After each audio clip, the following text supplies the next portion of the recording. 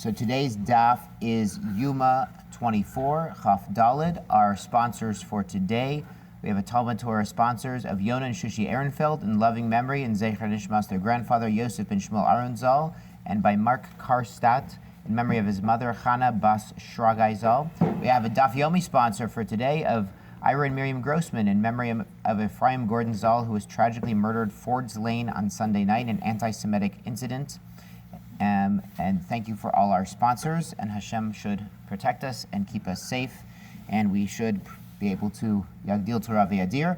So we are starting on 23b, kind of near the middle of the page, or about 20 lines up, and if you find the Tosfos on the right side of 23b, the Tosfos Yilbosh, and you go a little bit to the left, then we're going to be picking up right about there. We're on the topic of Trumas Hadeshin and Hotzas Hadeshin.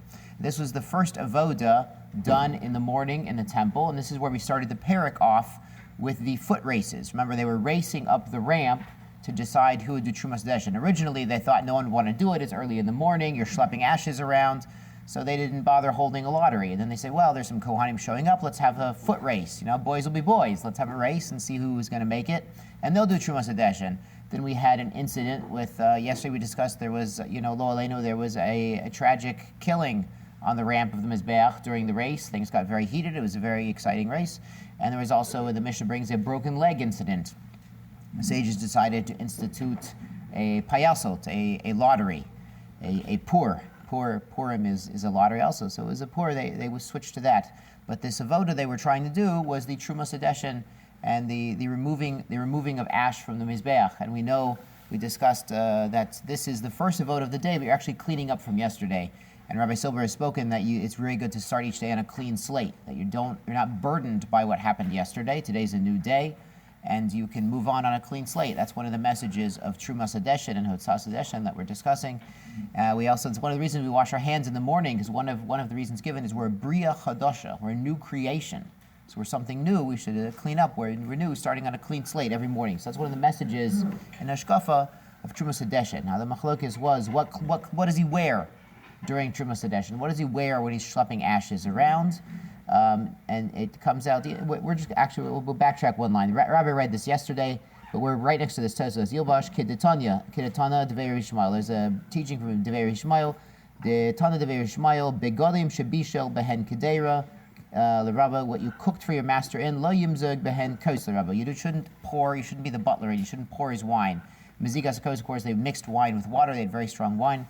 But whatever you cooked in, and it has smoke, and it has stains, and it has food, it has schmutz, you shouldn't also be the butler and go to the dining room table and pour wine for the guests in the same clothing. So too, the Trumas Hadeshin was done in, we're going to see exactly what kind of clothing, but not necessarily the same clothing a kohen would normally wear. Good. Amaresh Lakish, ki machlokit b'hotzah, kach machlokit b'harama.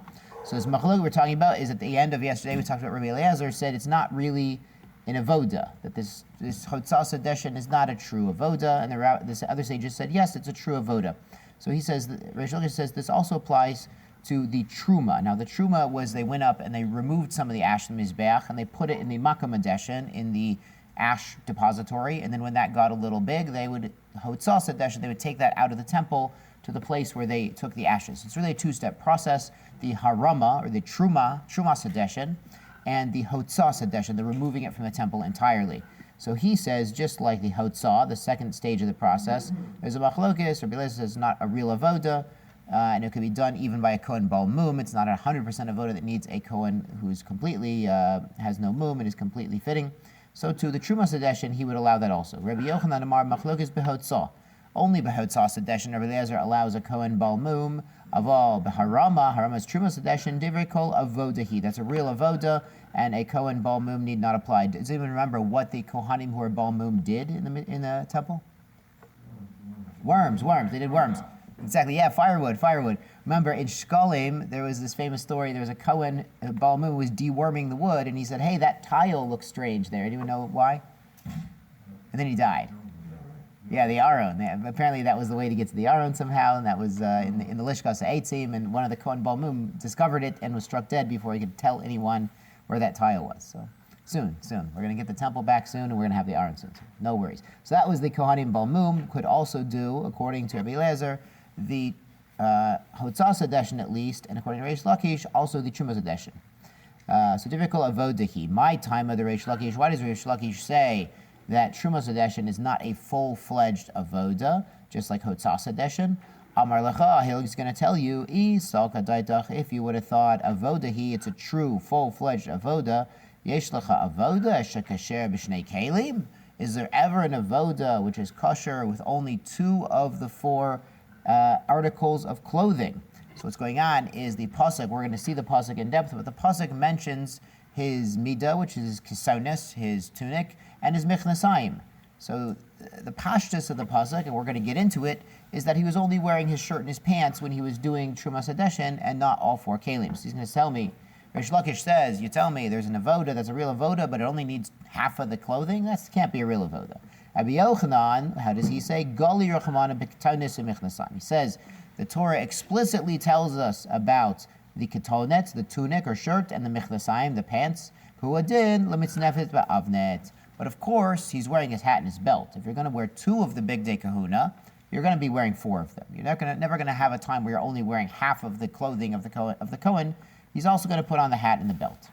Maishnahani. So what is different about these 2 items, the tunic and the pants, that they are listed in the pasuk, and the other 2 are not listed? It doesn't say he puts on his tunic and his pants and his belt and his hat. It only says the tunic and the pants. Mido vod. So it's a drasha. We need them for a drasha. Mido vod. Mido kimidato. That his mido, his shirt or his tunic, has to be in his measurement, has to be fitting him. He can't wear a shirt that's too big or too small.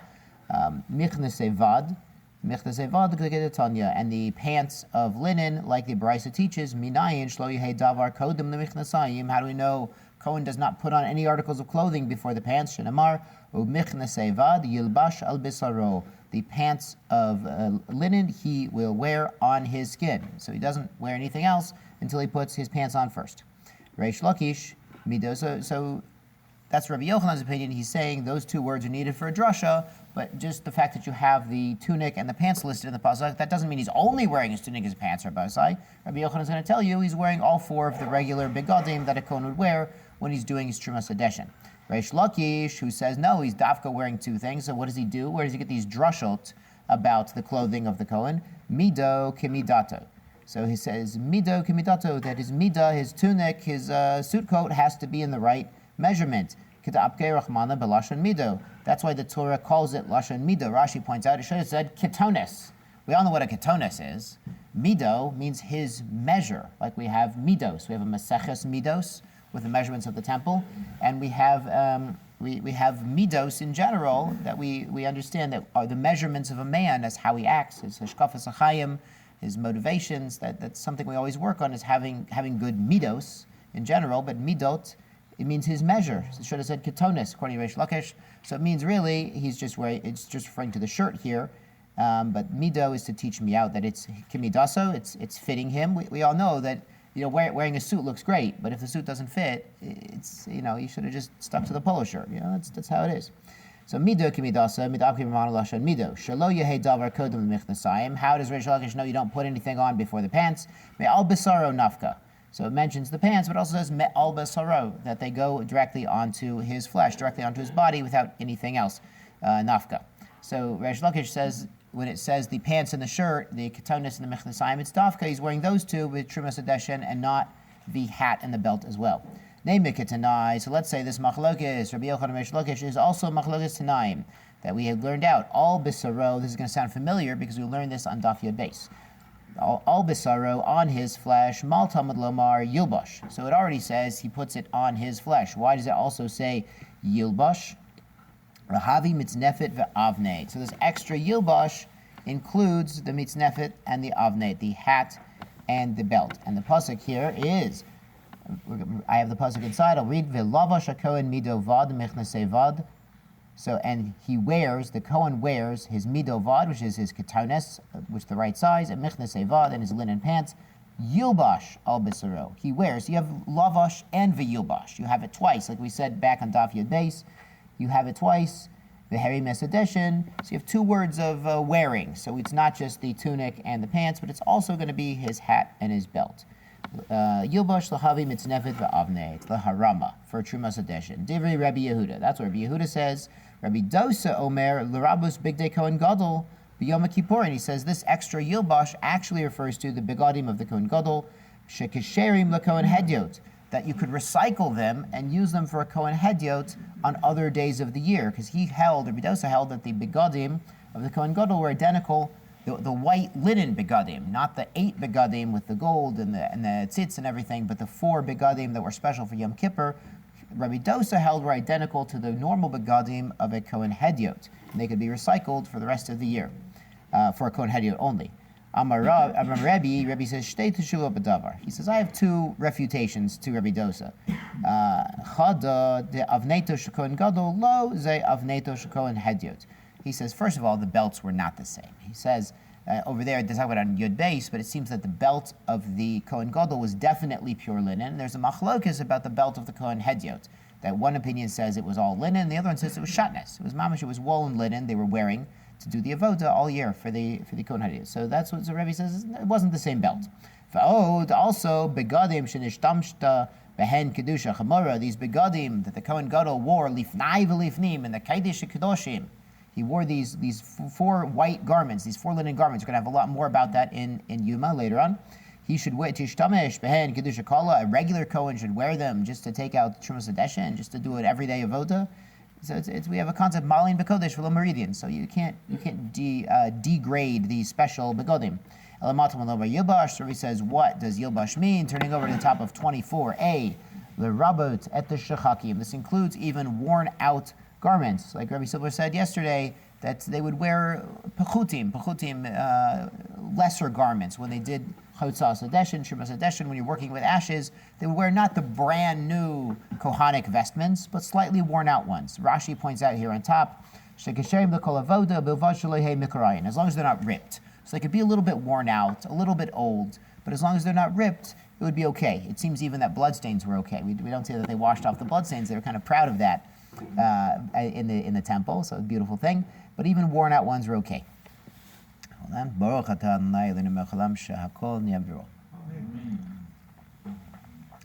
Moshe and Moshe. And he leaves them there. This is talking about the begadim of the Kohen Gadol. So they need to be gones. We actually bury them. Rabbi Dosa, to his opinion, he says you could recycle them for Kohen Hedyot for the rest of the year because he held the belts were identical from the Kohen Gadol and Yom Kippur's white vestments to the Kohen Hedyot the rest of the year. And Chamsham means you couldn't use them for the next Yom Kippur. So even according to Rabbi Dosa, you could recycle big day Kohen Gadol, the white vestments from Yom Kippur. It was only for one Yom Kippur. And then a Kohen Hedyot could use it the rest of the year, but you could not use it again the next Yom Kippur. You had to make a new set every year. We're actually going to see that later on in the Gemara. Not today, but later. My love, Bahaka Miflagei. Isn't this the same machlokes, Reish Lakish Rabbi Yochanan, that we started talking about? Is the Trumas Hadeshin a real avoda with 4 begadim, or is it a quasi avoda with only 2 begadim? Demar Savar Avodahi, that Rabbi Yehuda says, listen, you need all 4 begadim, and this extra yilbash includes the hat and the belt as well, not just the tunic and the pants. Umar Savar and Rabbi Dosa says, Lav Avodahi. Rabbi Dosa says, no, that yilbash is for the ability to recycle the big day Kohen Gadol, the white vestments that could be used by a Kohen Hedyot. So that's the same machlokes. He would hold like Reish Lakish, that it's not a full-fledged avoda, only needs 2 garments low. The Gemara says, no, the kule alma avodahi. Both Rabbi Dosa and Rabbi Yehuda agree that the Trumas Hadeshin is a full-fledged mamish and avoda, and they would agree with Rabbi Yochanan that it needs all 4 begadim of the Kohen.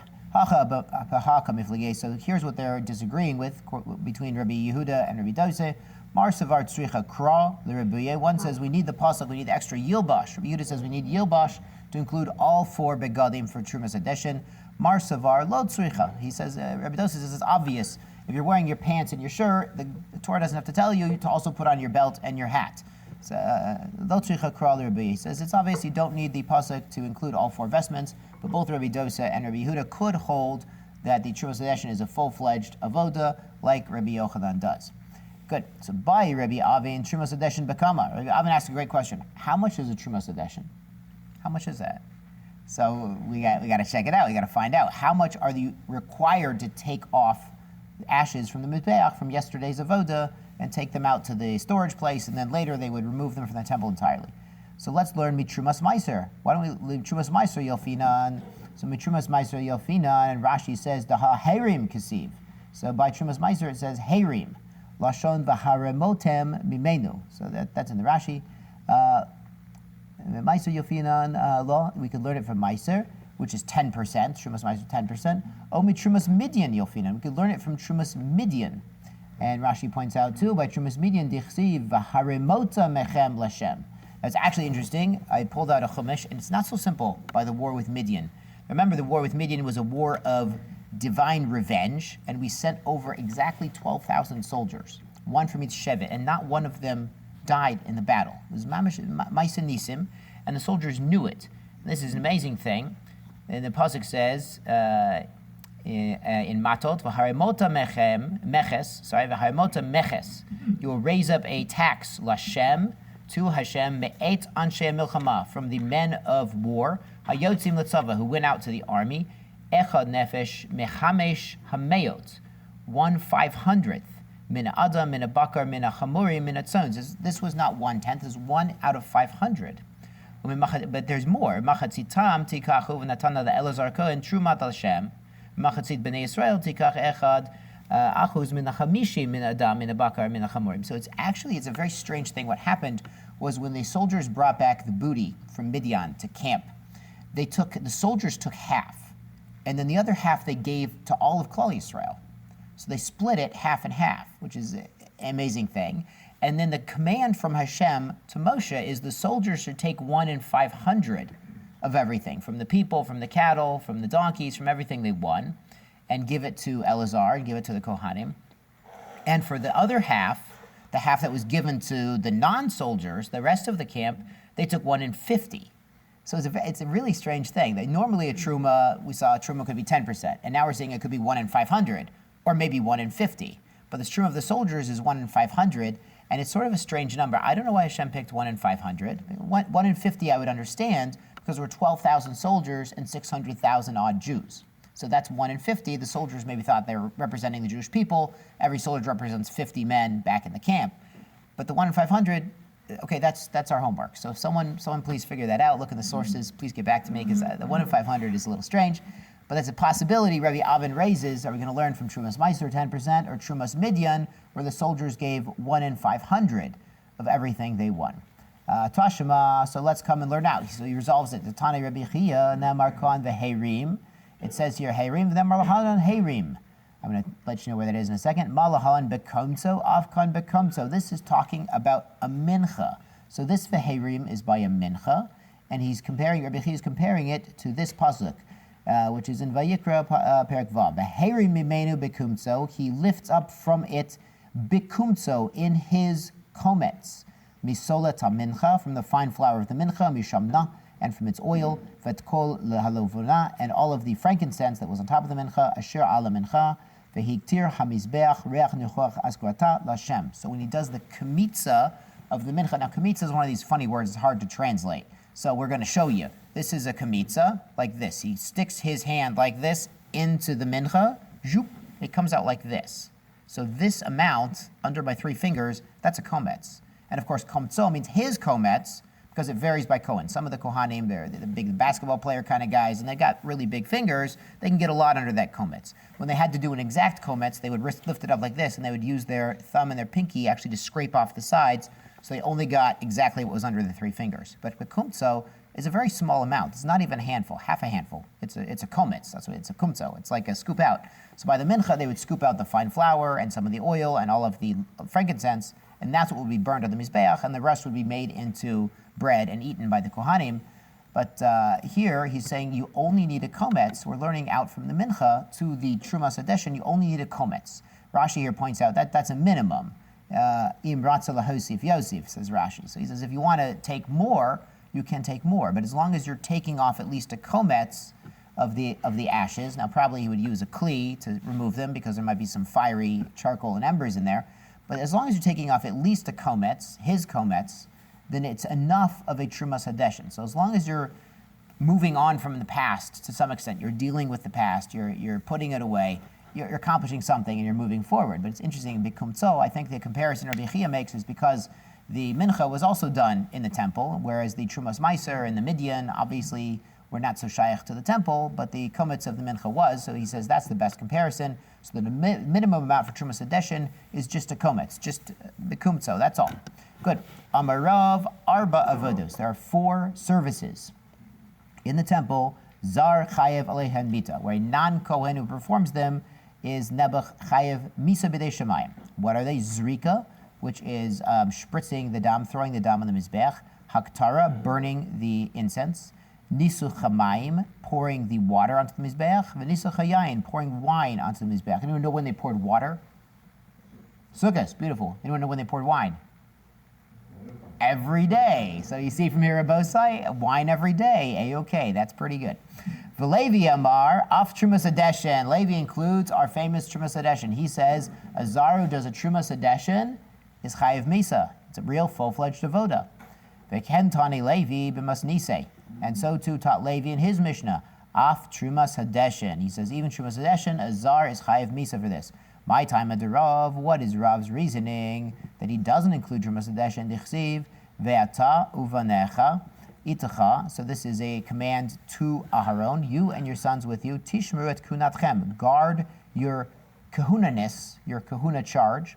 The kol devar mizbeach, for anything mizbeach related. Or mibet lafarochet, anything inside the curtains. Ve'avadtem avodat matana. And you will do the work of matana. Now, matana could mean a gift or it could mean giving or application. We're going to see that's how Rav learns it. Eten et kunatchem. I give to you the kehunanis. V'hazar karev yumat. And a zar who approaches to do these things will die. So Rav is learning out from this pasuk. We're going to see that there are a lot of requirements for an avoda to actually be chayev misa if a zar does it. So how does he learn this out? Avodas matana. V'lo avodat siluk. So avodat matana. Matana could mean a gift given to the Kohen, but here it means application. So applying blood or wine or water or incense or fire, that's what's going to be avodat matana, which could be chayev azar for doing this avoda. Avodat siluk. Siluk is removing. We have a famous phrase in the Gemara, I salka daitach. I salka daitach. Salka is the same lashon, same shor, siluk. If your mind would take out, if your mind would take out from here, so maybe you learn it a different way. So then the is used to contrast, maybe you shouldn't learn out from there, you should learn something else from there. But siluk is removal, matana giving, applying, siluk removal. Avadtem, avodatama. So avadtem, you could read avadtam, and tam means perfect, like we say Torah is sam tam, is a perfect remedy to all that ails you. Avatam, avodatama, a pure avoda, like the final avoda, velo avoda sheyesh acharei avoda, and not an avoda that has another avoda after it.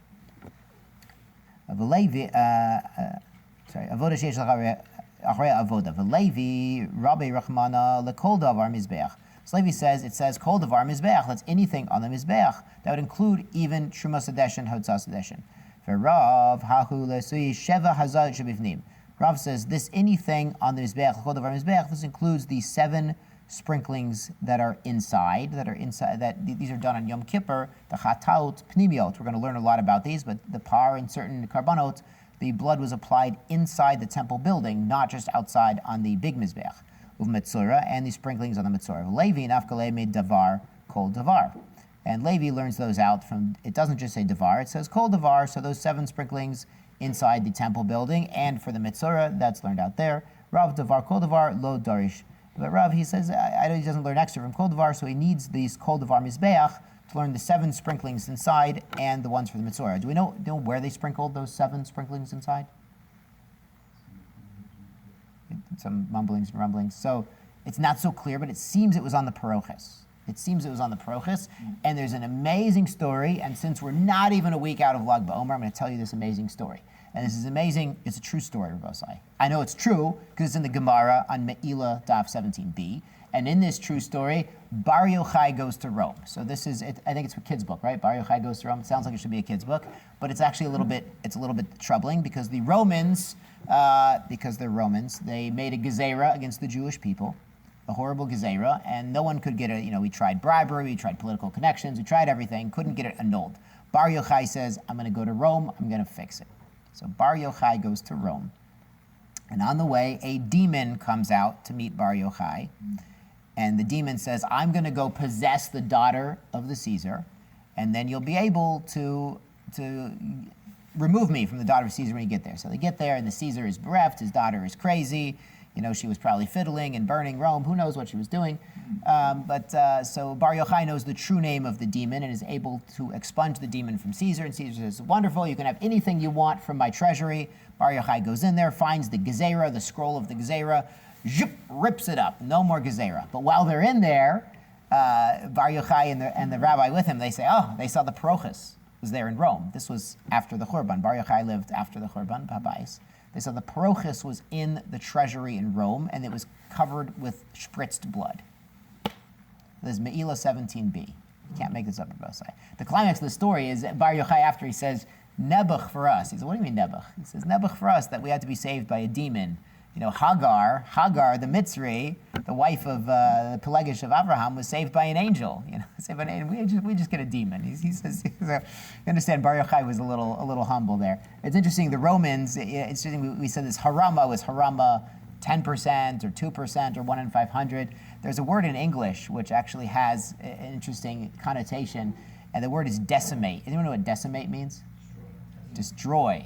But decimal is tenth, right? Destroy to a tenth, literally. So it's a Roman word. The Romans invented decimate.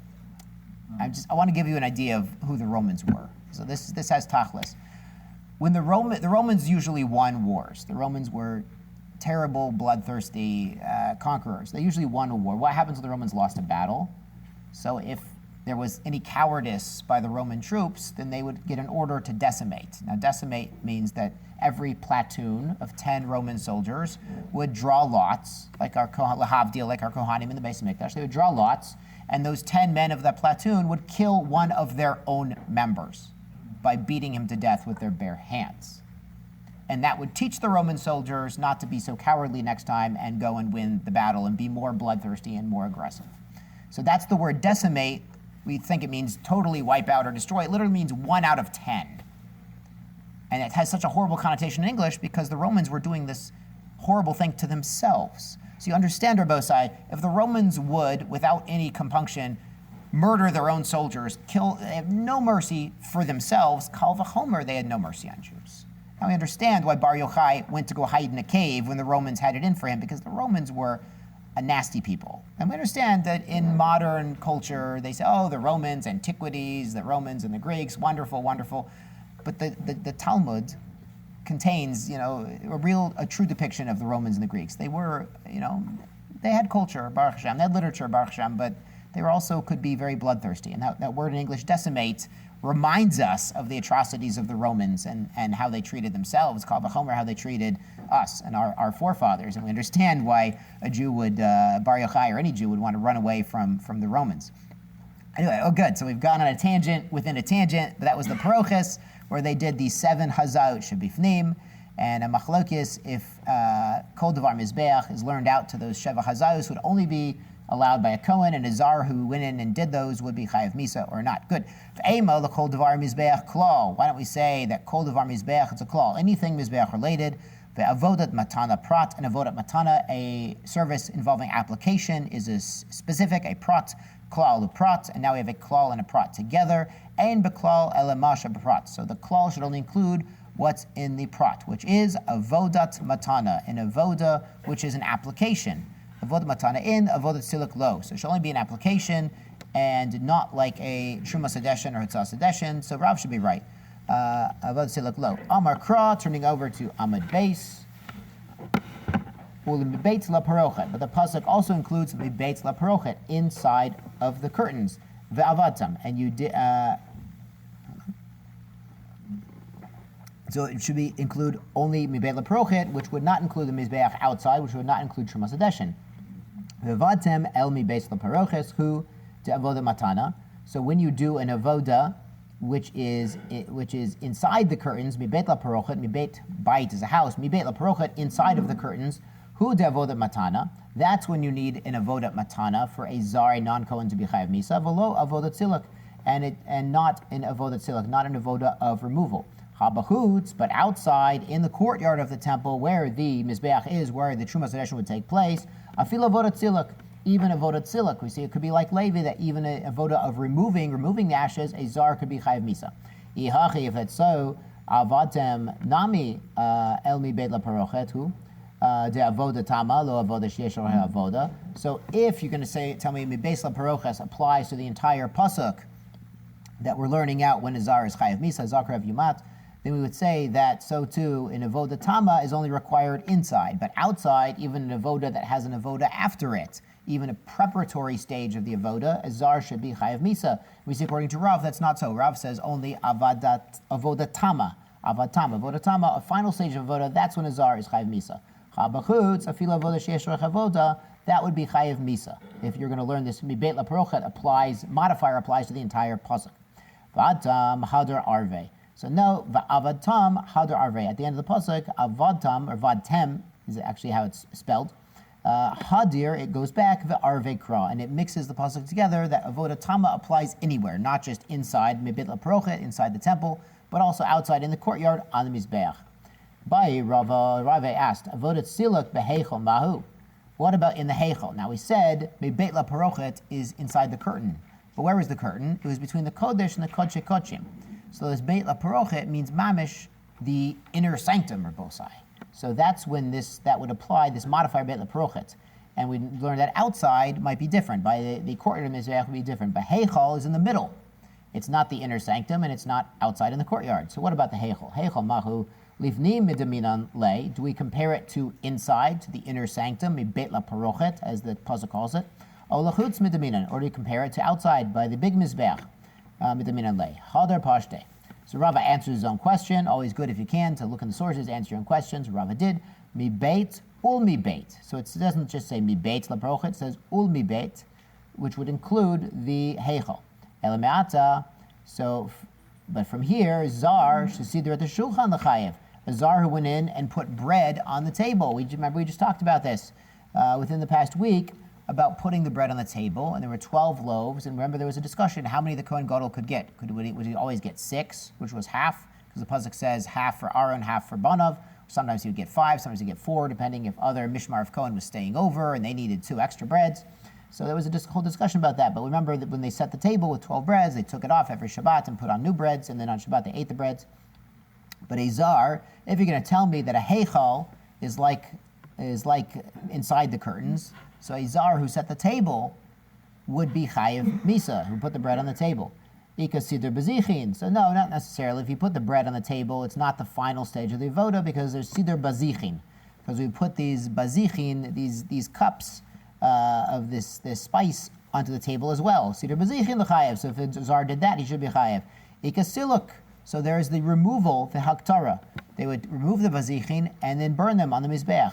So then he'd be high for that. Zar should see there at the sorry. Ika siluk haktara. So haktara he would be chayav. So a Zar who does haktara, who burns these bazichin or burns the ketoras, he would be chayav. A Zar can't do a haktara. So then they ask an amazing question. Zar says siddur at the menorah lechayav. So a Zar who sets up the menorah should be chayav. Rashi here says they would take the cups out of the menorah every morning and clean out the cups from the oil residue and put in new oil, new wicks, things like this. That every morning they'd have to reset the menorah, like some of us do for Hanukkah. Ika netinas petila. So, but there is the putting in the wick after that. So just cleaning out the cups, as Rashi describes it, the siddur menorah, setting up the menorah, is not chayav because you still have to put the wicks in. Latam petila lechayav. If a Zar, a non-Kohen, puts in the wicks, you should be chayav. Ika netinas shemen. So you still have to put in the oil. So we see they put the wicks in before the oil. Natan shemen lechayav. So he puts in the shemen, he should be chayav. Ika hadlaka. There's still the lighting. Hadlaka lechayav. So Zar who lights the menorah should be chayav. Hadlaka lav avodahi. Hadlaka is not an avoda. That sounds strange. Sounds a little strange. V'lai, hadlaka is not an avoda. V'tanya, but there's a brisa which we learn out. It's mashma that it is. V'natnu b'nei Aharon HaKohen eish ala mizbeach, and the sons of Aharon HaKohen. That sounds like Kohanim to me, Rabbosai. They're going to put fire on the mizbeach. V'archu eitzim al eish, and they're going to arrange the logs, the wood, onto the fire. This teaches us al hatzatat alita, that even on igniting kindling, alita, Rashi says it could be even splinters, little kindling that they would use to start up the fire or move from one pyre to another, move the flames. Shelo tehei ela b'kohen kosher. So it has to be Aaron and Banav are the ones who light up the fire. So even just igniting the fire, even just igniting a little splinter, has to be Aaron and Banav. Kosher uba kli sharet, and they have to be wearing their big day kahuna. When you light up the barbecue, you light up the fire in the morning, he's got to be in his big day kahuna already. Hatzata delita avodahi. So the Gemara makes a chiluk. Hatzata delita, lighting up the splinters and the kindling to start the whole pyre on top of the mizbech, that's an avoda. That needs big day kahuna. That needs mamish kohanim. Hadlaka lava vodahi, but simply lighting the wicks of the menorah is not an avoda. This is a very strange thing, and it has a lot of ramifications. There's an amazing Rambam, and the Rambam Paskins, I don't have the Rambam in my phone, but I do have Svaria in my phone. So the Rambam Paskins, he talks about shchita. Remember, shchita kashera bizarre. Everyone agrees. Actually, not everyone agrees. There was a whole machlokes by Shmuel Hanavi, if shchita kasher bizarre, but that's a whole other story. So that's a tangent for another time. But after Shmuel Hanavi, everyone agreed, and Elia Cohen disagreed. But after that, everyone agreed that shchita kasher bizarre. And then Rambam talks about that, and then he says v'ken hadlaka tanerot kashera bizarim. It says a non-Kohen could light the menorah. V'fichach im heiti v'Kohen et tanerot. Therefore, if the Kohen prepared the nerot, remember we talked about hatava nerot, preparing the cups and the wicks and the oil, at the nerot v'hotzal l'chutz, and brought the menorah outside, mutar lazar lahadlikan. A non-Kohen could light the menorah. This is an amazing Rambam. The Ravid and the Kesef Mishnah scream about it. Not literally scream, but they write very strongly about this. They say this is ridiculous because what it sounds like is there are some avodot where a non-Kohen is chayiv mita, but even ones where he's not chayiv misa, he shouldn't be doing them. Okay, shchita is different. Shchita a non-Kohen can do. But could he do holacha? Could a non-Kohen schlep the blood from the makom shchita to the mizbeach? Okay, we understand the zar has to throw the blood, but maybe holacha he could do. It sounds very strange. So the Ravid writes that every time it says, that the zar is not chayiv misa, it doesn't mean he's allowed to do it. He's not supposed to do it. A Kohen's supposed to do it. Just he's not chayiv misa b'dei shemayim if a zar does it. So the Ravid takes him to task. It's very not pashut, but really I think we're going to find out when we have the Bayis Shlishi. When we have the temple back, we're going to find out, because if we paskin like the Rambam say it's a tremendous fundraising opportunity. Can you imagine? Because if you're auctioning off hadlakas neros of the menorah, if only Kohanim can bid, okay, we understand, it might be 50, 60,000, 100,000. If anyone could bid on hadlakas neros, even a Yisrael, $1 million, $1 billion, how much to light the menorah in the temple? How much would someone bid? It's an amazing thing. So it's according to the Rambam, a tremendous fundraising opportunity. The Minchas Chinuch writes about this. He says, he has a kasha about this. He says maybe they would use a long wick because we never find the menorah was taken out. We do find the shulchan was taken out. Remember, they would take out the shulchan. Why? Mikvah. Yeah? The mikvah. Yes, they would take it out to the mikvah if it got tameh. And then they asked the question, why would it get tameh? Because they pulled it out to show everybody. What were they showing them? The bread. They're showing the bread was still hot. The bread was still fresh and hot. Every week, they would show them the miracle. They show them on Yantiv. They show them on the Regolim. They show them this miracle. Hashem loves you so much, He keeps your bread fresh, which is showing us that Hashem is taking care of our parnasa. Every single day, even if we're working on a salary, even if we're retired and we have a pension, we might think our parnasa is taken care of for the most part. But no, every single day, Hashem is keeping our parnasa fresh. Hashem keeps us in mind. As we say in davening pretty soon. So Hashem keeps us in mind every day. That's the lesson of the shulchan, that the bread was fresh. So the shulchan we saw could be taken out, but the menorah we never seen taken out. So the Minchas Chinuch says maybe a long wick, I don't know, maybe a long match. It sounds strange, but the Rambam writes if they did take the menorah out, maybe they shouldn't, but if they did, then a zar, a non-Kohen, could light the menorah, which again could be a tremendous fundraising opportunity for the temple coming soon. Good, anyway. So hadlaka lav avodahi, that was their conclusion. Elameata zar sesider amaracha lechayev. So you're talking about comparing the hadlakas neros to the arranging wood in the mizbeach. So a non-Kohen who arranged the wood should be chayev misa. Ikasider shnei gezerei etzim. Even after you arrange the firewood, there's the two special logs of a special size they always put on the mizbeach. Sider shnei gezer and the chayev. So if he puts those logs on, he should be chayav. Ika sidur aivarim. You have to put the limbs on. Really, the service of burning is to put the limbs of the karbanot onto the pyre on the mizbeach.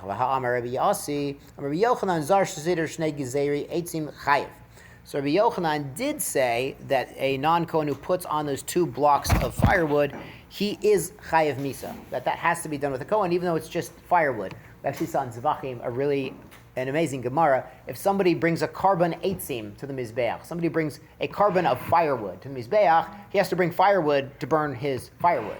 And it also needs a dash of salt, because Bekol Karban Chatariv Melach, he's bringing a carbon of firewood, so you need a Kohen to put it on, but even your firewood needs firewood. So even your offerings need a little offering. Sometimes this is why we say Hashem's Fatay Tiftach. Even our prayers need a little prayer to get them off the ground here. So we see that a hadlakat nerot, machloket, but putting wood on the mizbeach for the fire, Rabbi Yochanan says chayev. Baha pligi marsavar avoda tamahi.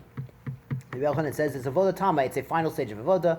Marsavar lov avoda tamahi. And the other one says no, it's not avoda tama. It's just putting on wood, but putting on the limbs afterwards would be chayev for a non-kohen who did that. Tani kavase de Rav, Tani kavase de Levi. Now remember, Rav says that the Chotzas Hadeshin, Shumas Hadeshin, is not an avoda for a Zar to be a Chayav Misa. A Zar can't do it, but he's not Chayav Misa b'dei Shemayim for doing it. Tani kavase de Rav, avoda shazar Chayav aleha mita. These are the avodot that a non-Kohen is Chayav Misa b'dei Shemayim. Zrikat dam, bein lifnim, the throwing of the blood, whether it's inside, bein lifnai v'lifnim, or it's lifnai v'lifnim in the Kodesh Kodashim. So there was a zrika done in the Heichal, on the Mizbeach. There's also a zrika done inside, either on the Aron or the Parochas. We mentioned the Parochas that Bar Yochai saw in Rome would be there. Hamazeh bechatat ha'of, or someone sprinkles blood of a chatat ha'of. Remember, they did malika to a chatat ha'of. The Kohen would use his thumbnail and to make an incision in the neck there, and then they would sprinkle the bird. They're holding the bird and sprinkle the blood onto the mizbeach there. But an olat ha'of is a little different. After they did the milika to slaughter the bird, they would actually squish it onto the mizbeach to get the dam out by squishing the olat ha'of. Hamenasech, for someone who does nisach, of how much? Shlosha lugin mayim, 3 log of mayim on sukkis, shlosha lugin yayin, or 3 log of wine any day.